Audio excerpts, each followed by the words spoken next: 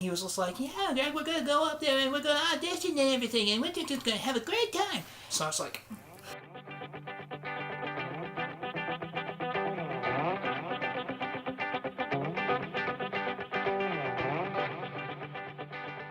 Hey guys, it's Lindsay, and I am back with Theater Talk for Thursdays, and I'm also back with my good friend, Greg Picklesheimer. And we are here today to talk about some of our most memorable moments on stage. We're not going to talk about every single show we've been in, but we are going to touch on quite a few, and that memory or that moment can also be maybe not good. I think that most of ours is probably positive. I'm not really sure about you, but I think mine mostly is. The first one is A Little Night Music. I played Petra in it. I have mentioned it in a past video, and that was interesting because at the time, though I'm not now, I was married. And this was my first big community show. I had only done a show in high school. I was really afraid. I didn't know if he was gonna be okay with it. And he even told me, like, the first time he saw it, like, his stomach, like, dropped. He's like, and then I just remembered, like, it's acting. So he was really, really mature about it. Like I said, we're not married anymore, but it was a little awkward. Not during rehearsals because he wasn't there, but it was definitely awkward and it was definitely memorable because I never thought in my lifetime, like, oh, I'm going to do a show and I'm going to be with somebody that I have to be with a character to be intimate with them on stage. But luckily, he was totally supportive, so it ended up not mattering, but it's totally memorable for me. What about you? I think the first moment, the best moment for me would be my first audition, which was Christmas Carol 2009, because I went with my uncle. And he was just like, yeah, we're going to go up there and we're going to audition and everything and we're just going to have a great time. He's like, yeah, you go up there, Greg. Yeah, I can't. So I was like, okay.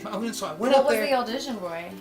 It was for Christmas Carol. I auditioned Which one? for... Because you have multiple ones that you've done. We used to do them at this one theater by years. Yeah, it's just like, so. it's like most notable moments would be Christmas Carol 09 and 2010. Because it was my first audition, and it was Christmas Carol 2009 was the first show I've ever auditioned for.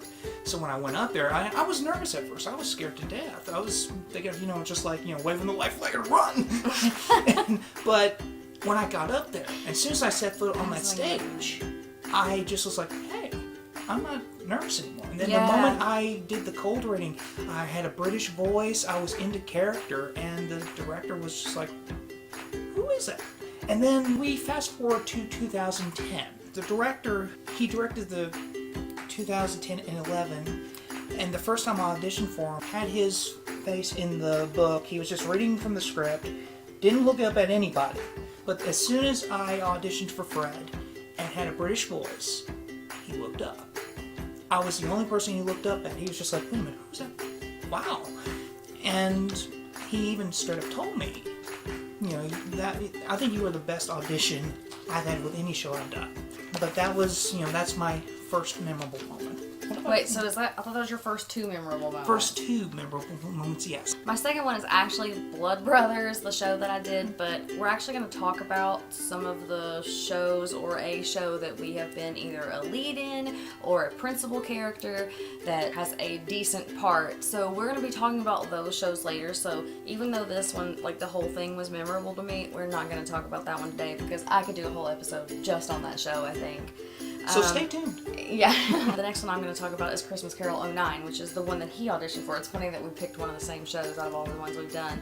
I was Mrs. Cratchit, and I had my little Cratchit family, and we were going out, and we had, we incorporated all this stuff. We've got scenery and props, and there's this table, and we're taking everything out, and we're filming the past scene where he's dead. Tiny Tim is dead.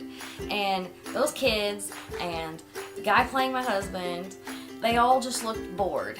At the end of that scene, I said, okay, Cratchit family meeting. So we all walked backstage. For some strange reason, we all gathered around the Cratchit family table. Like we were cult-like. It was kind of weird.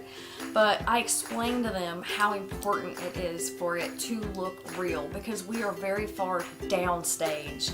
And if you're just sitting there not actually crying, or at least make your eyes water a little bit, it just didn't look good.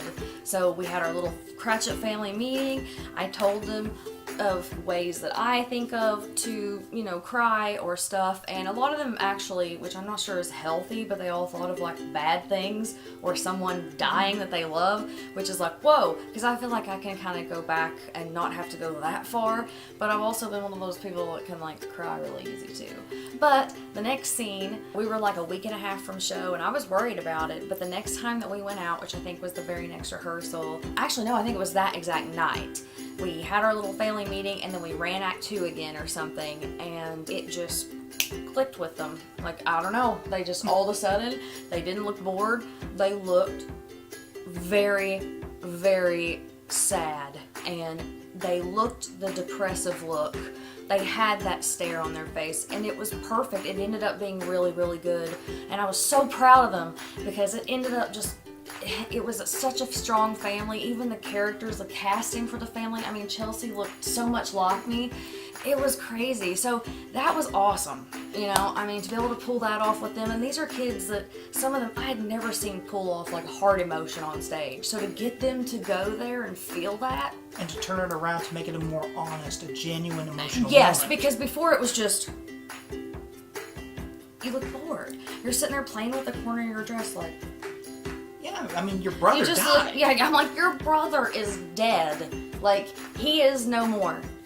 And at some point, like I said, in that Cratchit family, you know, meeting, it just clicked with them and they got it. So the next one for me though is probably from Nosferatu. This was a show that I was not too fond of to begin with, and this one is not positive. It's not really negative either. It was just awkward. Like, I can act with almost anybody. I feel like I can do anything I need to do as long as it's part of the character. I can do it. But I was playing a siren, and what was his character? Jonathan, the character named Jonathan from Nosferatu the Vampire. It's like a rock opera. I don't know. We had this bed scene where we had 2 or 3 vampires, or vampiresses, I guess, because they were all girls. Any ideas? Yeah. And we had to be on the bed and act like we were getting ready to basically, like, rape Jonathan. Like, it was, like, a very seductive type of thing. But the entire thing, like, I could go into this deep, but I'm not going to. But it was just beyond awkward because of, like, not because of, like, who it was with, but maybe it was because of who it was with. Like, I don't know. Like, I'm not saying anything bad about anybody, I swear. But it was just, for me, that one scene, and I've done some other awkward things and never felt that way. But that was certainly awkward every time we had to run that scene. It was just awkward. In that cursed bed. Yeah. We've had to repair that thing so Oh many my times. God, yes. My third memorable moment would be from the show Macbeth. And some people would call that the Scottish play because of, you know, superstitions. I attempted to do a documentary about, you know, the tri-state theater community, and of course, behind the scenes of Macbeth was the final straw to where it wasn't working because a lot of people were resistant against the idea. People who were supportive of it at the beginning. And eventually I was told from the directors, yeah, Greg, this isn't going to work. And it was just very discouraging. It's not on stage though. Yeah, but it was part of the show. True. Because they gave me permission to document the progress. Okay, of well the show. then that counts. We'll accept that. So yeah, that sucks when people act like, yeah, that's cool, and then when you actually and then go there's do like, it, but we it's didn't like, think you were stupid enough to do it. who says that first of all to somebody? My fourth memorable moment is Kira Savage, because I got to work with a director that everyone spoke so positively about. And when I worked with him, I learned so much from him. He was just a source of positivity. He was just so positive, so supportive, and he was just you learned so much from him. And I learned so much in just one show with him. And I have so much respect for this man. I was having trouble speaking my final monologue. Because my character, Dr. Emmett, I was talking with Miss Savage because she didn't want to leave the mental institution. And something about my monologue was not genuine. So he sat down with me and just pretty much explained to me it wasn't honest. He wanted me to be more genuine because I'm trying to convince her that she's not insane. She's just, there's so much good she could do for the world with the money she has.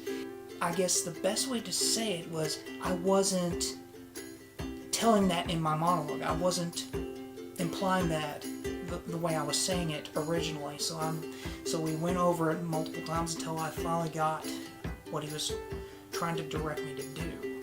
So it was that learning moment. That's a good moment. I mean, it's always nice when, you know, something clicks with you where you're like, oh, or a person does. Especially when that director is just, you know, right there with you. Okay, we're going to get this right because I know you can do this, and just, you know, be supportive and just steer you in the right direction. I'm going to mention one, and this is just going to be really super quick, and it would be Wuthering Heights, because I was in that show up until 2 weeks before a show, and then I broke my hand, and I broke it really good. I had to like have therapy, and I had to wear a splint for like 5 or 6 months. It was insane. I wasn't able to do any of my costume changes, and I was so upset too because it was the first time I was ever gonna have like the pretty costumes, like all the nice beautiful dresses, but there was no way. It was just not gonna happen. And so for me, by far, even though this one too is not on stage, it never really got to happen, but I did rehearse up until 2 weeks before, and then my understudy did take over. I went and saw the show. I think I went twice, maybe. I think you went twice. I think I did. So, but that is huge, because when it's something that alters your life for 5 months, you don't really forget it. So anytime I think about that show, I'm like, oh, my hand. Please subscribe. Give this video a thumbs up. Don't forget to check out some of my other videos, and if you have a specific video that you would like me to watch, please leave a link down below. And don't forget to hit that alert bell too, that way you can get notifications of when I release videos. So I will be back soon.